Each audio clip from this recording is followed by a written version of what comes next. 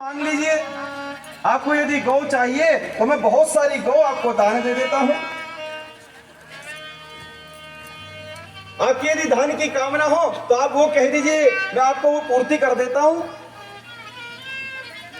आपको यदि कोई आवश्यकता हो तो मैं पूर्ण कर देता हूं, वो भी मुझसे कहिए।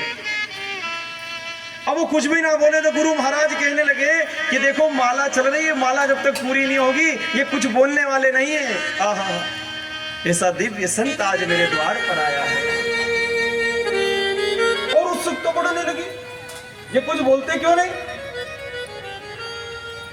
कुछ तो बोले।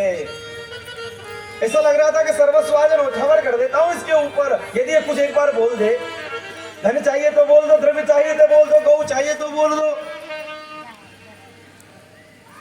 पर वो तो कुछ बोले ही ना। बहुत देर हो गई, जब माला पूरी हुई बामन ने विचार करा कि बहुत उत्सुक हो रहा है देने के लिए, अभी देखता हूं कितना दे सकता है, क्या दे देगा मुझे। ये क्या हुआ, ये आकर्षण था, ये भगवान ने उसको जीत लिया। वहां मौन होकर के भगवान ने खड़े खड़े अपने दिव्य रूप से उसके मन को हरण कर लिया। और ये ऐसा ही करता है, ये पहले मन को जीत लेता है, ये हर लेता है हमारे मन को, और ये एक परिस्थिति में लाके खड़ा कर देता है कि अब मैं बस तेरा हूं,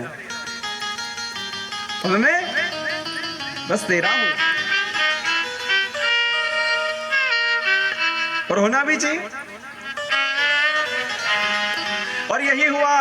राजा बलि ने जब पूछा कि प्रभु आज्ञा करे क्या कर सकता हूं, तो वामन कहने लगे, अच्छा तो आप, मैंने सुना है कि श्रेष्ठ दानियों में अग्रणी हैं, क्या आप राजा बलि हैं? हाँ प्रभु, मैं ही राजा बलि हूं।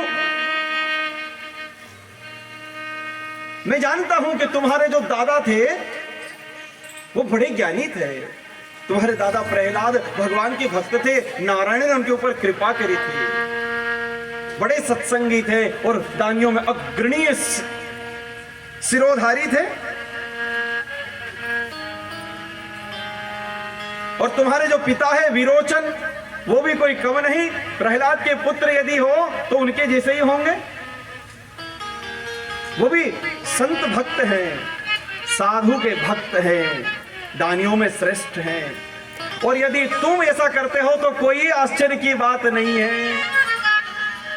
हे बलि, यदि तुम कहते हो कि मैं राजा बलि हूं और मैं ऐसा कर दूं वैसा कर दूं तो कोई बड़ी बात नहीं, तुम्हारे दादा और परदादा भी तो ऐसे ही थे।